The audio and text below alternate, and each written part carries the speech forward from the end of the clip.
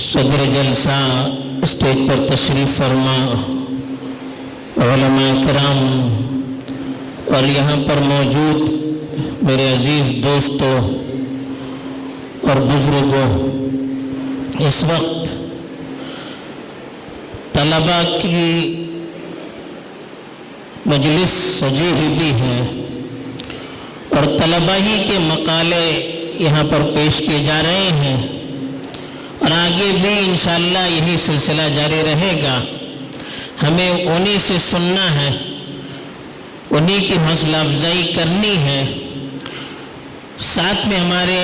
معزز مہمانان بھی موجود ہیں جن کا حضرت مولانا رابع صاحب رحمۃ اللہ علیہ سے بڑا گہرا رشتہ رہا ہے، ان سے ہمیں سننا بھی ہے۔ درمیان میں ابھی ہم سے کہا گیا کہ مختصراً آج کے موضوع کے اعتبار سے اپنے تاثرات میں بیان کروں۔ حضرات، آج کی جو یہ نشست طلباء کی طرف سے منعقد کی گئی، اس کے لیے طلباء نے بڑی محنت کی اور مختلف پہلوؤں پر حضرت مولانا کی زندگی کے مختلف پہلوؤں پر بڑی محنت سے اپنے مقالات انہوں نے تیار کیے اور اپنے اساتذہ کی نگرانی میں اس کی اصلاح بھی کی۔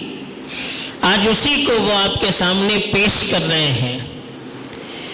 مقصد اس کا یہی ہے کہ حضرت مولانا رحمۃ اللہ علیہ کا جامعہ اسلامیہ بھٹکل اور اہل بھٹکل سے جو ابتدا سے تعلق رہا ہے، اس کی وجہ سے ہمارا حق بھی تھا کہ ہم مولانا پر اس طرح کی مجلس منعقد کرتے، اور اس سے بڑا حق یہ ہے کہ مولانا کی زندگی سے ہم اپنی زندگی میں کیا فائدہ حاصل کر سکتے ہیں۔ مولانا کی تعلیمات سے آپ کی فکر، آپ کے جذبات اور آپ کے خیالات سے، آپ کے بلند پایہ اخلاق سے ہم اپنی زندگی کو کس طرح سے سنوار سکتے ہیں، اس کے لیے اس طرح کی مجلسیں منعقد کر کے مولانا کی زندگی کے مختلف گوشوں کو اجاگر کیا جاتا ہے، تاکہ مولانا کی زندگی کی مختلف تصویریں ہمارے سامنے آ جائے اور ہم اپنی زندگی کو اس کی روشنی میں سجانے کی فکر کریں۔ اس وقت میں کوشش کروں گا، چونکہ طلباء کی مجلس ہے، سامنے بھی اکثریت طلباء کی ہے، تو اس مناسبت سے 2-3 باتیں مولانا کی زندگی سے ہمیں جو اس سے سبق ملتا ہے آپ کے سامنے پیش کروں۔ مولانا اگرچہ بڑے خاندان سے تعلق رکھتے تھے، خاندان نبوت سے آپ کا تعلق تھا، دینی اور علمی وراثت صدیوں سے آپ کے خاندان میں چلی آ رہی تھی۔ آپ جن کے سائے میں پلے بڑھے وہ صاحب علم بھی تھے، صاحب دل بھی تھے، صاحب تصانیف بھی تھے، صاحب فکر بھی تھے، لیکن مولانا نے اپنی خاندانی وراثت پر اکتفا نہیں کیا، بلکہ مولانا کا سب سے پہلا کارنامہ یہ ہے کہ مولانا نے اپنے آپ کو بنانے کی فکر کی۔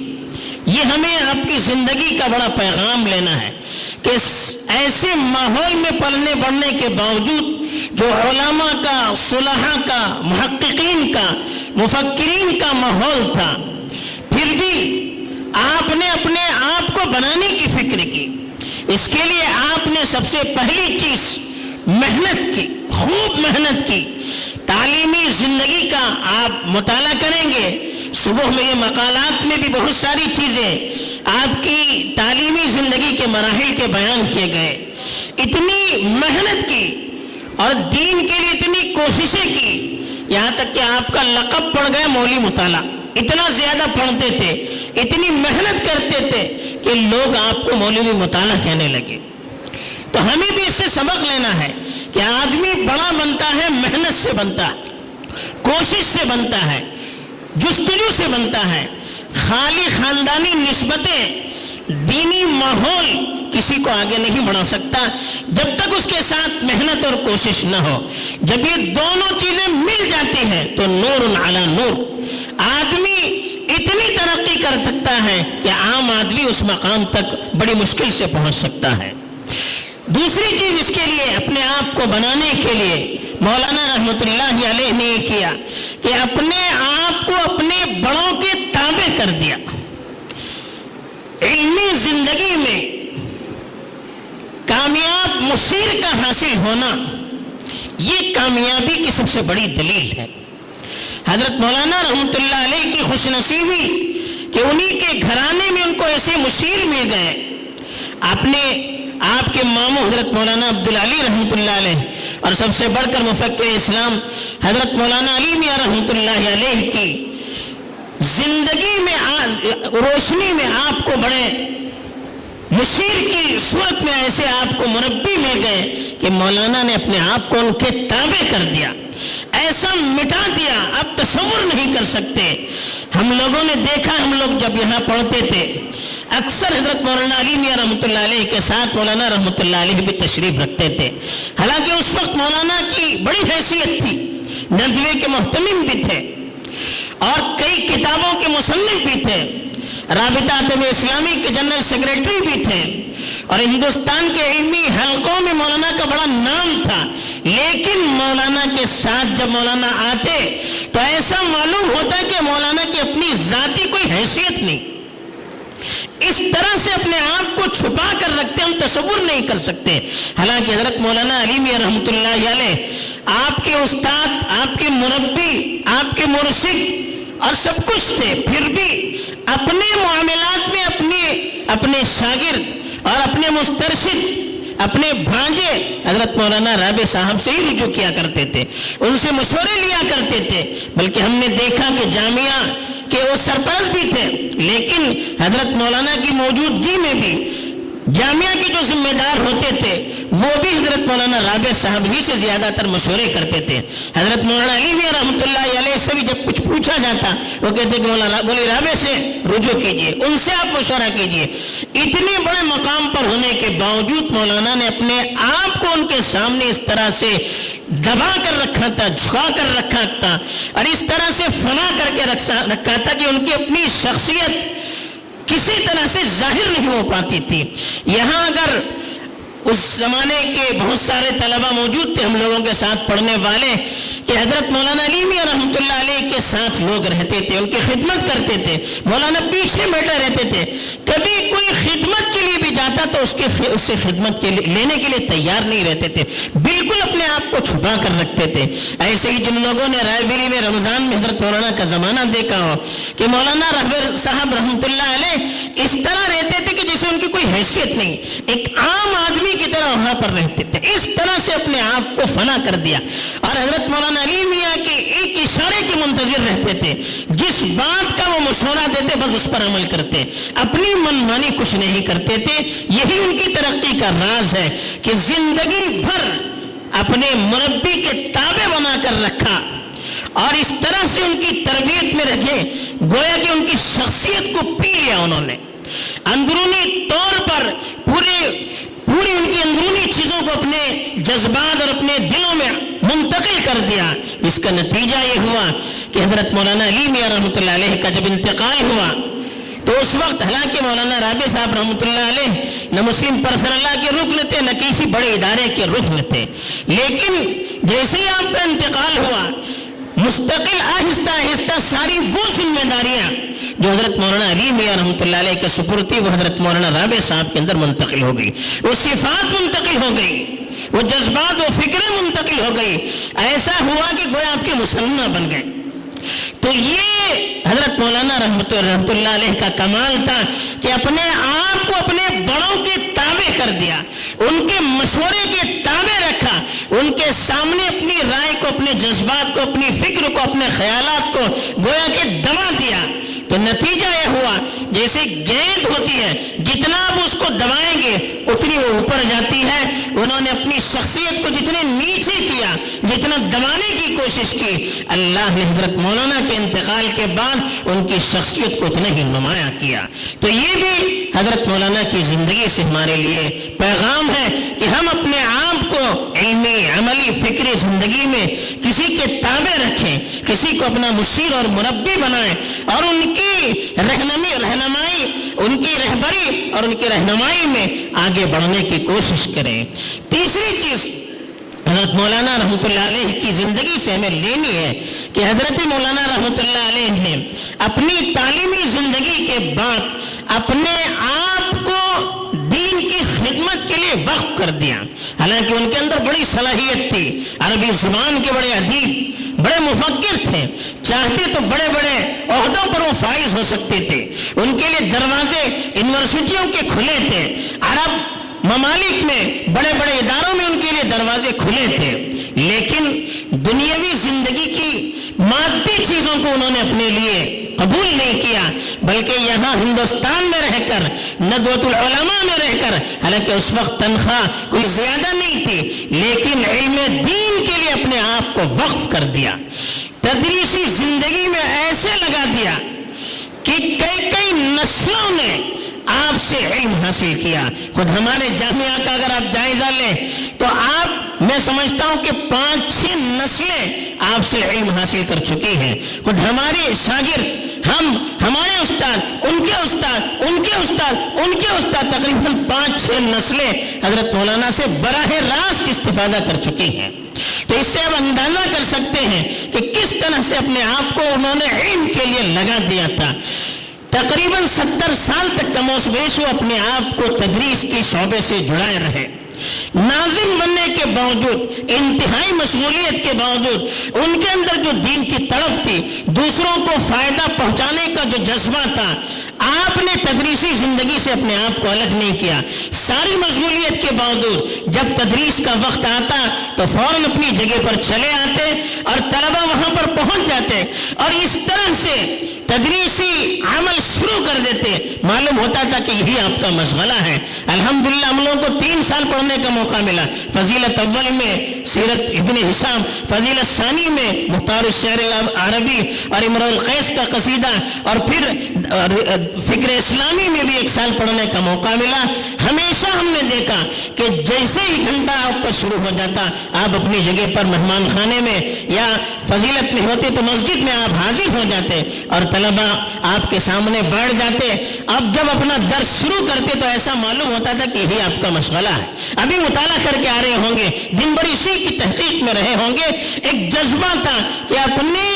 طلبہ اور اپنے شاگردوں کے اندر بھی یہ جذبہ منتقل کر دے، علمی جذبہ، علمی ذوق منتقل کر دے۔ اس کے لیے جس طرح سے ان کے اندر اللہ نے صلاحیت دی تھی، اس اعتبار سے طلبہ کو سمجھانے کی کوشش کرتے تھے، اپنے ذوق کو منتقل کرنے کی کوشش کرتے تھے، اپنی فکر کو، اپنے جذبات کو منتقل کرنے کی کوشش کرتے تھے۔ چنانچہ آپ دیکھیے کہ مولانا رحمۃ اللہ علیہ نے جب سے تدریس شروع کی اور ندوے میں آپ کا جب سکہ جمنے لگا تو اس کے بعد سے ندوے کے جتنے بڑے بڑے اساتذہ ہوئے یا ہندوستان کی بڑی بڑی یونیورسٹیوں میں عربی ادب کے جتنے بڑے بڑے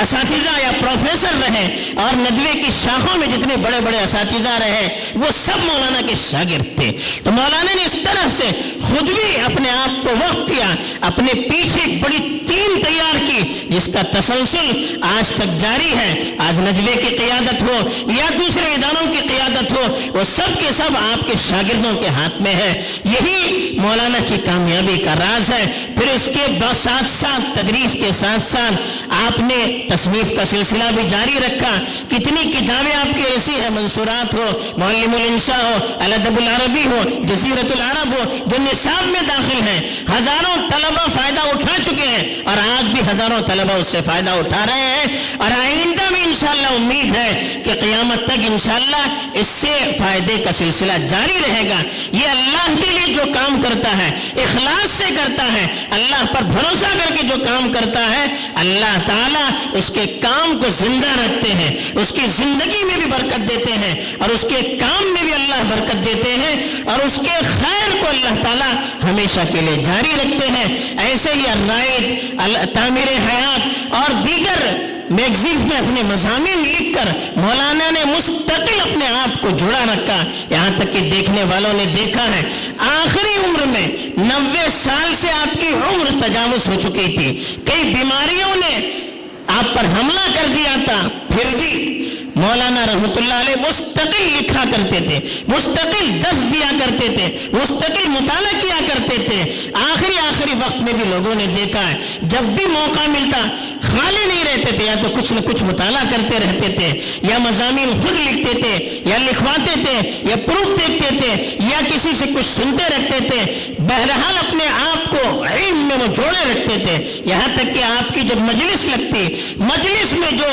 طلبہ وہاں پر رہتے، آپ ممکن ہے کبھی آپ کی طبیعت آپ کو ساتھ نہیں دے رہی ہوتی، لیکن جب طلبہ موجود ہوتے آپ یہ چاہتے تھے کہ طلبہ کو کچھ نہ کچھ فائدہ ہو، کوئی نہ کوئی علمی بات، کوئی نہ کوئی عملی بات طلبہ سے کہا کرتے تھے۔ اور اکثر کہتے تھے کہ فارغ ہونے والے جو آخری درجات کے طلبہ ہوتے تھے ان سے خاص طور پر کہتے تھے کہ آپ اپنی فراغت کے بعد کے 4-5 سال مستقل مطالعے میں لگائیے، یہی چیز آپ کو آگے کام دے گی۔ اپنے بارے میں بھی بتایا کہ فارغ ہونے کے بعد 5-6 سال ہم نے ایسے لگا دیے، علم کے لیے ہم نے ایسے کھپا دیے کہ وہی چیز آخر تک ہمیں کام دے رہی ہے۔ اور طلبہ کو اکثر کہتے تھے کہ آپ اپنی فراغت کے بعد مطالعے سے اپنے آپ کو دور نہ رکھیں، تدریس سے جوڑے رہیں اور خوب مطالعہ کریں۔ ان چند سالوں کے اندر جو صلاحیت بنتی ہے، جو پختگی آتی ہے، اس کے اثرات آخر تک باقی رہتے ہیں۔ یہ مولانا کی نصیحت عام طور پر طلباء کو ہوتی تھی، تو اس کی بھی ہمیں فکر کرنی چاہیے کہ ہم اپنے آپ کو مطالعے سے جوڑے رہیں، علمی کاموں سے جوڑے رہیں، اور ابھی سے نیت کریں کہ جیسے مولانا نے اپنے آپ کو دین کے لیے وقف کر دیا تھا، اپنے آپ کو دینی طالب علموں کی خدمت کے لیے وقف کر دیا تھا، اور مختلف ناحیوں سے دین کی خدمت میں اپنی عمر لگا دی تھی، ہم آج سے نیت کریں کہ مولانا کی زندگی سے ہم یہ سبق لیں گے اور اپنی زندگی کو انشاءاللہ دین کے لیے وقف دیں گے۔ اگر آج سے ہم نے نیت کی، اللہ سے دعائیں شروع کر دی، تو اللہ کی طرف سے راہیں کھولی جائیں گی، اور اللہ نے ان سے جو خدمات لی ہے ہم سے بھی اللہ تعالیٰ اسی طرح کی خدمات لیں گے۔ اللہ کا دروازہ بند نہیں ہے، مانگنے والوں کے اندر کمی ہے، آگے بڑھنے والوں کی کمی ہے۔ آج بھی اگر کوئی آگے بڑھتا ہے، اللہ کی ذات اس کو قبول کرنے کے لیے تیار ہے، اللہ کی ذات اس کو آگے بڑھانے کے لیے تیار ہے، اللہ کی ذات ان سے وہ کام لینے کے لیے تیار ہے جو مجددین اور مصلحین سے ہوتا ہے۔ تو ہمیں بڑی بڑی نیت کرنی ہے، عزائم کرنے ہیں۔ آج کے جلسے کا یہی پیغام ہے، آج کی محنتوں اور کاوشوں کا یہی پیغام ہے کہ ہم مولانا کے رنگ میں اپنے آپ کو رنگنے کی کوشش کریں۔ اسی طرح سے مولانا کو اللہ تعالیٰ نے قیادت کی عجیب و غریب صلاحیت دی تھی۔ حضرت مولانا رحمت اللہ علیہ نے ندوے جیسے ادارے کی، مسلم پرسنل جیسے ادارے کی قیادت کی، آپ سوچ نہیں سکتے۔ اللہ نے عجیب تحمل اور صبر و برداشت کی آپ کے اندر صلاحیت دی تھی۔ اس کی وجہ سے متضاد صفات کے لوگوں کو، متضاد خیالات کے لوگوں کو ساتھ لے کر چلنے کا اللہ نے موقع دیا۔ آپ کے زمانے میں بعد ایسے حالات آئے ندوے پر، پرسنل بورڈ میں، آپ نے جذبات میں آئے بغیر، آپ نے اپنی صبر اور تحمل سے جذبات اور نفسانیت پر کے غلبے کے بغیر اس کا مقابلہ کیا۔ نتیجہ یہ ہوا کہ وہ ساری جو شورشیں تھی وہ سب کافور ہو گئی، اور وہ ادارے اپنی ترقی کی راہ پر گامزن رہے۔ یہی مولانا کی صفت تھی کہ ہر موڑ پر برداشت اور صبر سے کام لیتے اور اعتدال سے کام لیتے۔ باتوں میں اعتدال تھا، تحریر میں اعتدال تھا، فکر میں اعتدال تھا، یہاں تک کہ تعلقات میں بھی اعتدال تھا۔ یہی وہ چیزیں تھی جس کی وجہ سے اللہ تعالیٰ نے مولانا کو ہر طبقے میں مقبول رکھا اور مولانا کے ذریعے سے بہت بڑی قیادت لی۔ ہمیں آپ سے یہی سبق لینا ہے۔ شاید وقت زیادہ ہو گیا، میں اللہ سے دعا کرتا ہوں کہ اللہ تعالیٰ جو کچھ کہنے کا موقع دیا ہے اس پر خود عمل کرنے کی توفیق دے، آپ کو بھی توفیق دے، اور جو پروگرام آج کا چل رہا ہے اللہ تعالیٰ اس کے اچھے اثرات نہ صرف اس علاقے کے لیے بلکہ پوری دنیا پر مرتب فرمائے۔ آمین۔ وآخر دعوانا الحمدللہ رب العالمین۔